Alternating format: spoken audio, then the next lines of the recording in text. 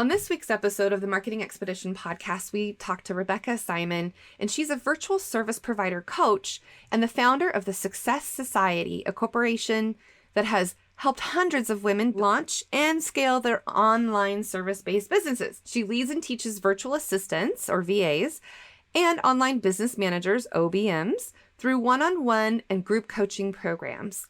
And we talk about TikTok and getting started on TikTok and how Rebecca grew her following on the platform to over 21,000 followers in a year. So she's going to talk about tips and how to convert to followers and all kinds of good stuff. All right, without further ado, let's get into our interview with Rebecca Simon. Welcome to Peppershock Media's Marketing Expedition podcast, keeping you up to date with the latest in marketing and advertising. Now here's your host, Ray Allen. Welcome to the Marketing Expedition podcast. I'm your host, Ray Allen, and the co-founder of Peppershock Media, as well as the founder of the Marketing Expedition community. And today's guest, we have Rebecca Simon. I should have asked you. I'm sorry. I apologize. Simon, thank you. So Rebecca, tell our audience a little more about yourself and what you do and how you got to where you are today. Yes, thanks so much for having me. I'm so excited to talk to you and be here today. So a little bit about me is I am a virtual service provider coach. So I help virtual assistants and online business managers and other virtual service providers launch, grow, and scale their businesses. So that's my title in a nutshell, what I do. So my background, I actually came from corporate. I was the director of human resources. I worked for companies like Target, 24-Hour Fitness. I worked for kind of the big name corporations, and I always wanted to be an entrepreneur, and I always had this gut and urge, and I always wanted to be this business owner, but I thought being in HR meant that, I'd always have to work for a business and I could never have my own business. And as I was in HR and as I was climbing the corporate ladder, I was doing really, really well in my career. I wanted to make extra money. And there gets to be a certain point in your life where, I don't know if you've experienced this, but you don't want to babysit other people's kids anymore. You get to a point where you just don't want to babysit. You don't want to do any dog sitting or any house sitting. So I was one of those people that Googled how to make money online. Mm-hmm. And I fell upon the world of virtual assisting. And I was like, oh, this is pretty cool. I could totally do this. And I started working as a virtual assistant just as a way to make some extra money. And it spiraled from there. I slowly got more and more into my virtual assistant business and less excited about my corporate career.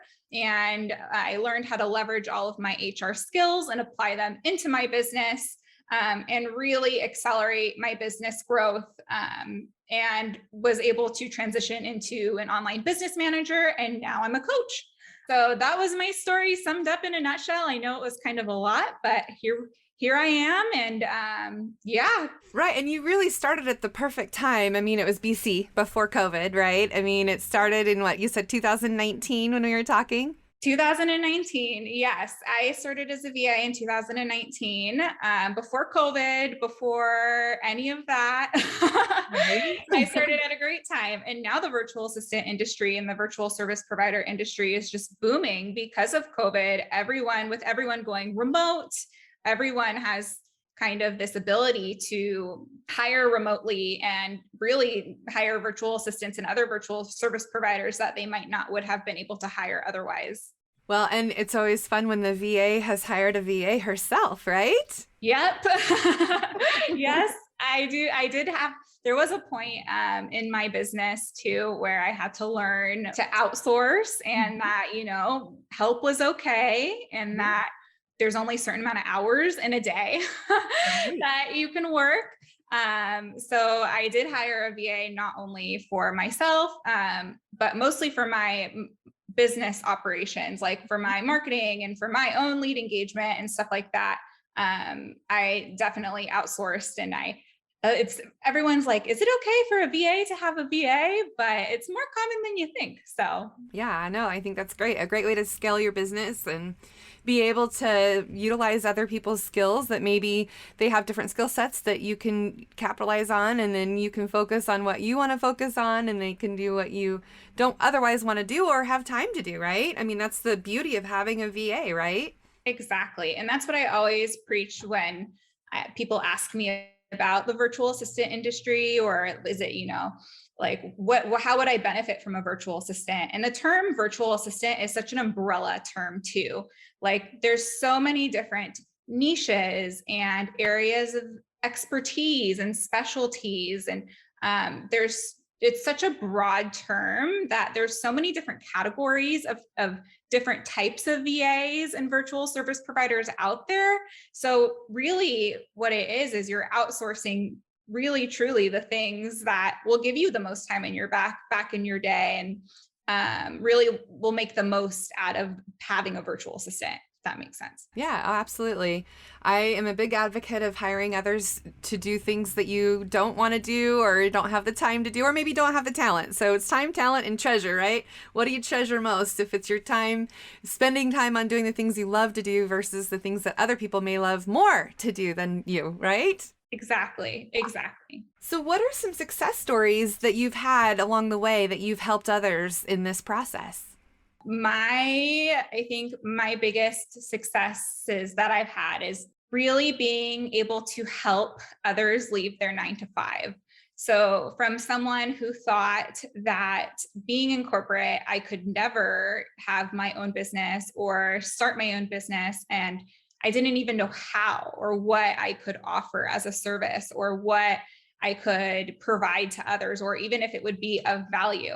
So I think for me, my success really comes from when that client is able to leave their 9 to 5 and they're making the same amount of money that they made in their corporate salary. And not only that, they have the freedom to live their life, and they have the freedom to say no, to take a vacation, to do all of these things that they've never experienced before. So I've had quite a few people be able to leave their 9 to 5s and travel the world and live their dream life. So that's something that I am super, super proud of. So tell me a little bit more about coaching other people who do what you do or what you started to do. And you mentioned earlier when we were talking before that you wish you would have had a way to kind of go through this process and have help. So now what have you done for them? Yeah, the way I pivoted into coaching, I guess, was a little unusual and a little unconventional, I will say. I didn't just pivot into coaching and start a coaching program and do all of the things and do one-on-one. I started when I was I was a VA, and I transitioned into an OBM type of role. And I had this need to have like-minded people and business friends and people that just understood around me. And then I was thinking through and I was like, gosh, when I first started my business, I wish I had a group, like a community of people that were going through the same things as me, the people that understood what challenges, could celebrate my wins, could really understand the industry that I was in. And looking back, I did not want to invest thousands of dollars into a course or a coach. And I didn't really have that. And I wanted to make sure that this was something that it was going to work out long-term for me before I made that big investment. So I started the Success Society, which is a community for virtual service providers, where it's a way for new entrepreneurs and experienced entrepreneurs to come together, to have that support, and then to also get training and get the tools and, have the opportunity to jump on live coaching calls and get that experience if someone's maybe not ready to invest in a coach, or if they just want that ongoing support and community, because it doesn't matter where you are in your journey, entrepreneurship, and it gets lonely, and having that community of people to celebrate your wins and be there for you when you need them is so, so important. So your ideal client now is other people looking to get into the industry, to get into being a virtual assistant or, a service provider for people. Tell me a little bit more about the types of people that you would love to coach. My ideal client is someone who is determined and motivated and is ready to take action. Someone that has a why. If I get on a call with someone and I ask them, what's your why? And they can't answer that question, like, what is your why? Why do you want to become a VA? Or why do you if they can't answer that basic question, I immediately am like, I am not a fit for you. I am not a fit for you. I love to work with people who are passionate. And even if you don't necessarily know how to, what to offer as a virtual assistant or a virtual service provider, someone that at least is just committed and is wants to make that change in their life and wants to create that dream business.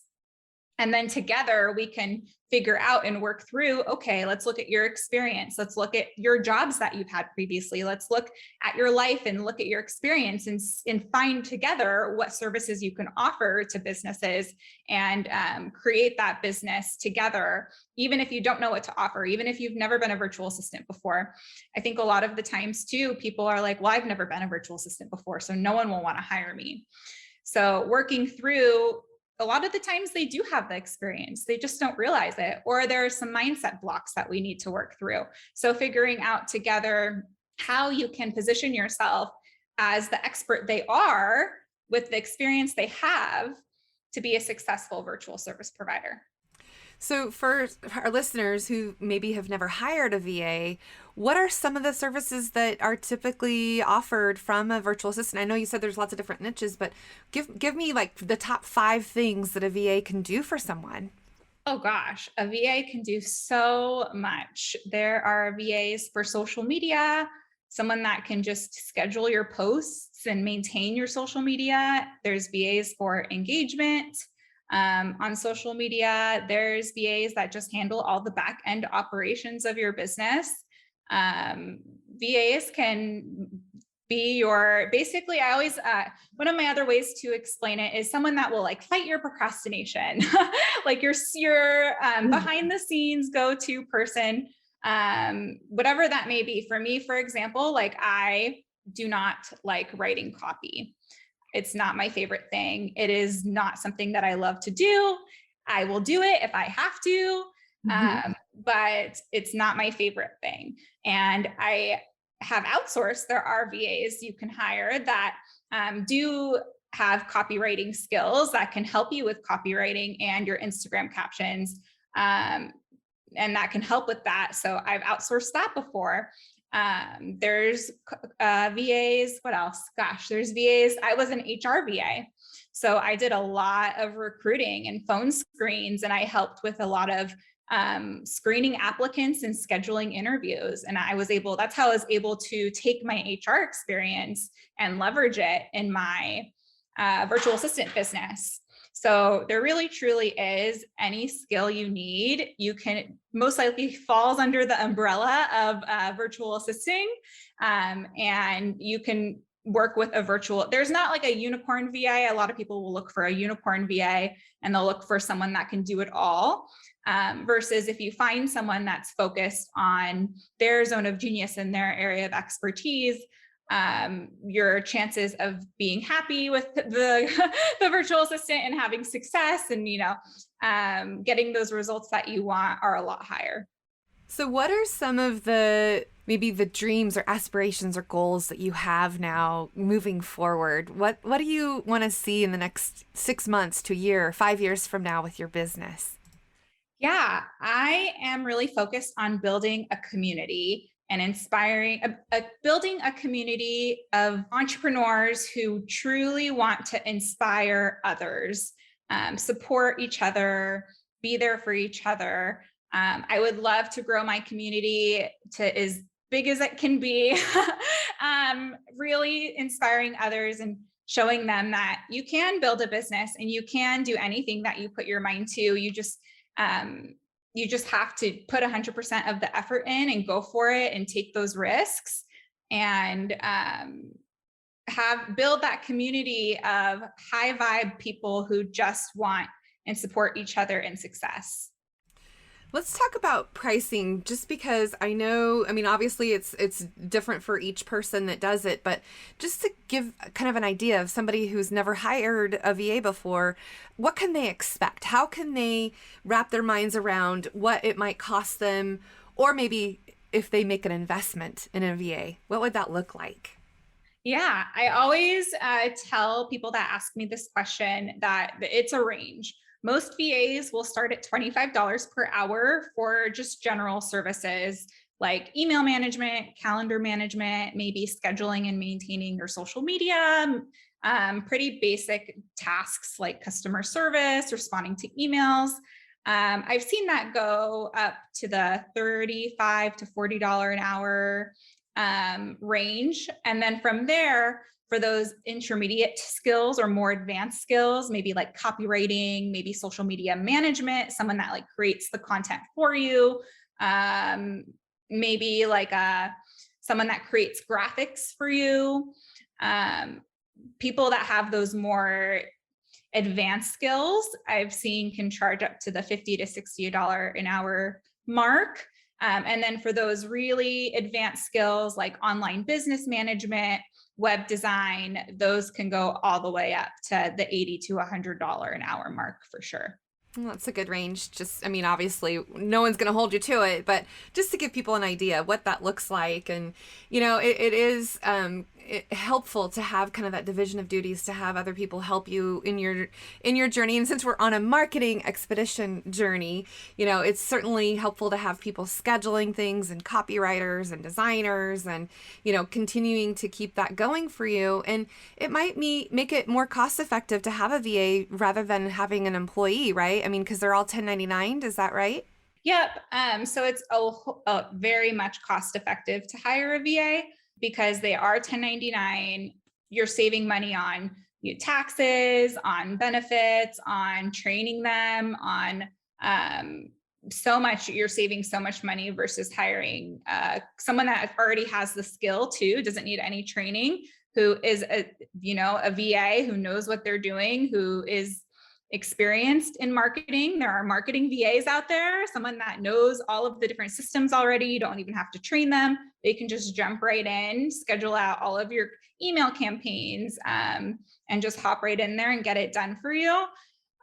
Is so like you're saving so much money versus if you were to have an internal employee. Yeah. And I tell people too, sometimes, you know, if you can have an internal employee, maybe it's just one person in charge of your marketing that you can then outsource to, versus also having an agency like us where we have, you know, the full service agency setting. But sometimes it's nice to have just somebody to do the work that, you know, you otherwise wouldn't want to have the agency do, because their rates might be different than what a VA could do. And if it's, you know, like those skills that are helpful to do that just have to get done, right? The data entry, you know, the scheduling, whereas an agency can help direct the strategy and the planning and content, you know, all of the things that need to get done. And then now it's your doer to get those tasks completed.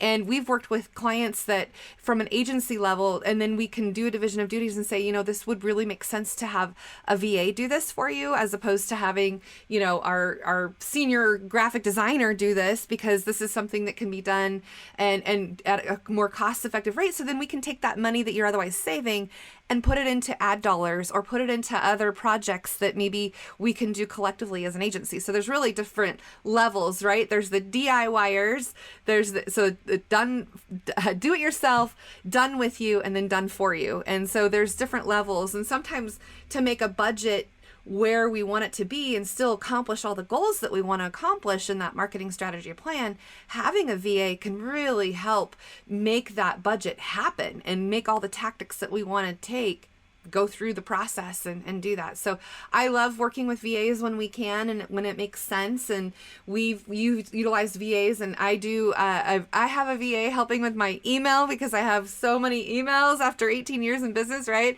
I just love it. I love having the ability to have somebody kind of go through that and understand, you know, and categorize things and filter things. And yeah, so I don't have 86,000 unread emails, right?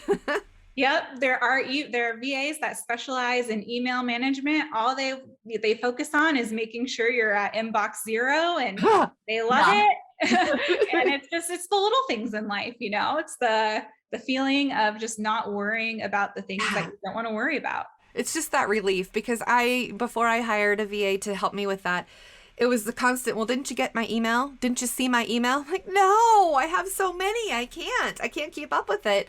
And it really does help to have somebody just, go in there and just get it cleaned up and taken care of. And, after having the same email address for 18 years, right? I mean, you could only imagine how my email has just gone crazy with, how, I don't know how people got a hold of my email to subscribe me to things I don't ever remember being subscribed to, right? One case in point, somehow I got on somebody's list somehow to get Viagra, and obviously I don't need Viagra. You are not the ideal client for that. No.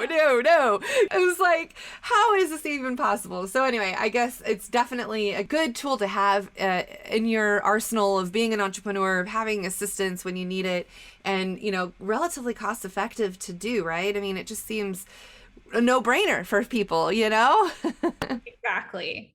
So, okay, who are some of the helpers along the way for you? What are some resources or things that you've tapped into? Like you said, you wish you would have had that along the way, but what are some places that you've gone in order to help you grow your business and get you started in this area? Yeah, I think for me, I've really had a lot of success on TikTok. That is where I've been able to grow my community, to connect with others who are interested in the virtual assisting world, who want to leave their 9 to 5, especially during the COVID times and the COVID era. A lot of people were at home, and now that everyone's going back to work, people don't want to go back. They still want to be home. So connecting with those people that feel like they could offer something as a virtual assistant has been huge.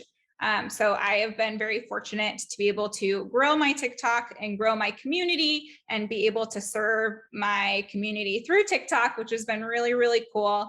So that is my platform of choice. I know that's very crazy. People are like, what? But that is like my platform of choice. I swear by TikTok.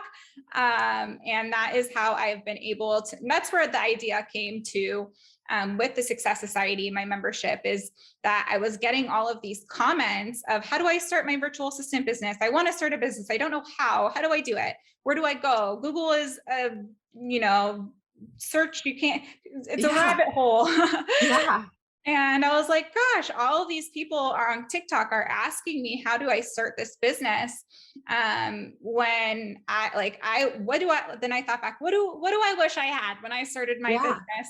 Some like-minded people, the support and the accountability and the resources. And I thought, well, how can I provide that to my community on TikTok and be able to serve them and be able to support them and then monetize it? And from that, my membership was born. Yeah, I love it. I love that TikTok is your platform of choice. I'm always inspired and learning more. My 13-year-old is the one who really got me into TikTok. Well, he was like 11 at the time, I guess, but he had to show me how to use it. And so it's great to see that somebody has had such great success utilizing TikTok, because it's a growing platform and more people are getting on it all the time. So give me an example of something that you would do on TikTok, and don't tell me you've done dancing, because I'm sure that's a strategy, but tell me a little bit about some of the content that you've provided on TikTok that has helped you in your business. Yeah. So I am not one to shake their butt on TikTok. I haven't gotten that far yet. Maybe one day, but not yet. But there are really great ways to build a community on TikTok. And I think what I've done, there's a few different strategies around TikTok. TikTok is different in the way where it's a trend platform. Like you want to, trends will go around and they'll come around, and you want to put your own spin on the trends. So people will have this viral sound and it'll go viral. And you think, okay, like how can I apply this or make it relatable within my own niche? So TikTok is a trend, a trend platform, I like to say. Whereas, Instagram is not like that at all. Instagram is not like that at all. Also with TikTok, you have the ability, you can go live on Instagram, but really when you go live on TikTok, your community really, truly is getting larger because TikTok is pushing content.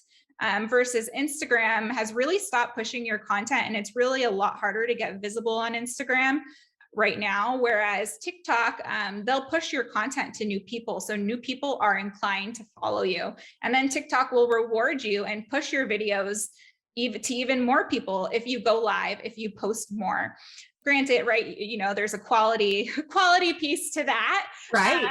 But TikTok does reward you if you go live, and they do reward you, and they'll push your content to more people as if it does well. So versus Instagram, I feel like right now, even with hashtags, even with the Discover page, it's a lot harder to get visible. Versus TikTok, they're pushing your content to a new audience, so new people can actually discover you. I love that. I'm definitely going to have to use TikTok more as another strategy. I keep saying that. I just need to get on and do it more often. I love that they reward you for doing more. That's awesome. So, okay, along those lines, what's one thing you wish you would have known before you started your business that you learned along the way that you can share with others that they might need to know? Yeah, I think for me, the biggest hurdle was with TikTok. There are videos that will go viral, and you'll feel this success, and you'll have this feeling of, oh my gosh, my video went viral. I had 100 new people follow me. I am so excited. Like, this is so cool, right? Like, there's that cool factor, like, oh, I have a viral video. But for me, right, it's really hard because then you have that expectation in your head. Okay, I have to have another viral video, and I have to grow my audience, and I have to post X amount of TikToks per day. I have to spend time commenting and engaging. And as I had more and more viral videos, that expectation just really played with my mindset and learning how to check myself and really understand how the algorithm works. And not only that, remind myself why I am on TikTok, like why I am posting content in the first place. And just because it didn't go viral doesn't mean that 3,000 other people didn't see my content. So working through those mindset shifts for me, and realizing that, that's part of the journey and not comparing myself to don't compare yourself to others on TikTok or any other social media platform, that is for sure. But to just focus on you and focus and remember why you're serving and why you're posting content. And less about follower count, viral videos, stuff like that. I really like that you said to check yourself, because every time I get on TikTok, I just spend way too much time on it, and I'm just getting involved and enthralled with the videos, and I just realized, oh my gosh, there was an hour of time I just spent that I could have been producing content or doing something, right? I mean, it is definitely something that can consume you if you aren't careful, right? Oh yeah. Oh gosh. And another cool thing about TikTok too is as you build your following and your community, you can comment, like people will see. So as you engage and you leave comments on other people's posts, when other people that might follow you come across those same posts on their For You page, they will see your comment. So it's just like another way for them to get to know you. Because they'll see, even if it's like a funny video that has nothing to do with business, it's like a cute cat video. And I'm like, oh my gosh, this is so cute. I like, oh my gosh. And then my followers, because it's being pushed to the For You page, will also see that video. They will go to the comment section and they will see, oh my gosh, like Rebecca also likes cats. Nice. And they'll learn, they get to know me even more. So. Yeah, and TikTok has definitely figured out how to give you content that you enjoy, right? I mean, that you like and want to be a part of, and it does do well with their algorithms. However they figured that out, it's certainly something that, they continue to do more and more. So that's awesome. So what are some other marketing strategies that you've taken or some other tactics? I know TikTok is your preferred platform, but let's just talk a little bit more about your marketing journey. How have you built your business and your memberships and everything else aside from TikTok? What else have you done? Oh, yes. So I have built an email list. I realized that I do not want to have all of my audience on one platform. There are so many stories about social media platforms I hear where people lose their Oh, yeah. accounts and something happens and then they have no way to reach their audience. Which terrifies me. When I realized Right. that, I was like, I need to start building an email list. And there's a few ways that I do that. So I have a masterclass that I run where people on TikTok, or my ideal client, I should say, not people on TikTok, my ideal client, they are kind of at zero with their business. So I'll have a masterclass where I can show them, just the basics of getting started and talk about my membership, a webinar, and then I can get them through my email list and then engage with them that way and warm them up and do all of those types of marketing things. So I would say besides for TikTok, my masterclass is one of my other main sources of getting people onto my email list and then being able to warm them up and convert them from there. Excellent. Excellent. Okay, so how do people get a hold of you if they are interested in starting their own VA company, or maybe they need VA services? Tell us more. How can they get involved with you? So if anyone is interested in starting their own virtual service-based business, it can be a, online business manager, a VA, or even if you don't know, I can help. I do also have a free matchmaking service. So if anyone is looking to outsource and looking for an amazing VA, I can definitely, find you the right person for your business. So definitely reach out to me. My website is workwithbecca.com. And then I'm also on Instagram, workwithbecca. And yeah, feel free to reach out. Oh, and what are you on TikTok? Oh, on TikTok. Yes. Yes. My handle is virtual assistant coach. Virtual assistant coach. Excellent. I'll have to go check that out for sure. And I'll have to check out those cat videos that you were talking about. That's where I spend all my time with the cat videos. I was literally like 2 hours later and I'll watch every cat video on TikTok. I'm like, I don't even own a cat. Okay, one more question for you. If you could step into my shoes for a minute, be a podcaster for a second, what should I have asked you that I didn't already ask you about? I think you covered most of everything. Do you want to talk, like, say if someone's worried about, like, if they're nervous about starting on TikTok, like first steps? Yeah, let's talk about that. Yeah, let's share a little bit. If people haven't utilized it, what can they do? How can they do it? What's some just basic getting started? I'd love it. Yeah. So if someone's just getting started on TikTok, I know it feels really, really intimidating, but it truly does get easier over time. Start small, start with little videos, post a video every single day, share things like tips or the behind the scenes of your business. If you don't even feel comfortable showing your face at first, totally fine. There's so much you can do and show and start building your audience without booty shaking and without feeling like, you don't know what you're doing, because you're going to feel like you don't know what you're doing at the beginning. It's a new app. It's a new platform. I have never edited any videos before in my entire life before TikTok. Take it one day at a time and start small, and you'll be a TikTok expert in no time. And TikTok, it's not like you can really schedule things out, right? Or can you schedule posts? It's just right in the moment, right? You can save TikToks as drafts. So you can, so I will have days where I batch content and I will record 50 TikToks. And then throughout the week, I will post. But the best TikToks are the ones that aren't planned. Let me tell you, the best ones, the ones that always go viral, are always the ones that are in the moment for some reason. Yeah. That seems like it's original, authentic content that people are after. I love it. Excellent. Okay, so one more question.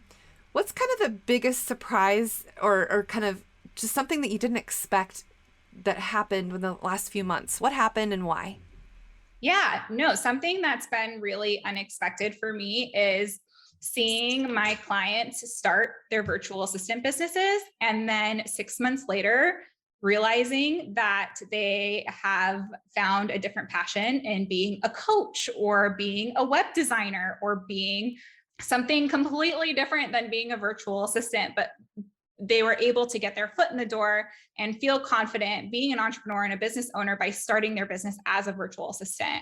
So I think that has been really, really cool to see someone start as a VA and then pivot and become a mental health coach who now has a booked out group program. So just showing people and really being able to see people's journeys, wherever that may take them, starting as a VA and then either to agency or pivoting to something completely different. Excellent.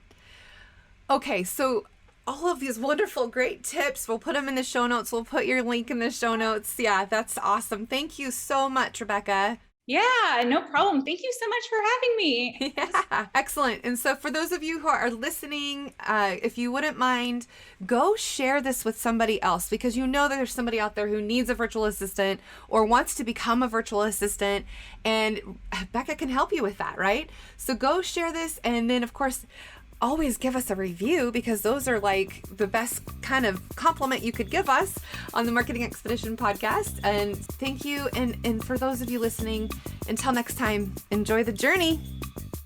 Thanks for listening to the Marketing Expedition podcast. Find more online at peppershock.com.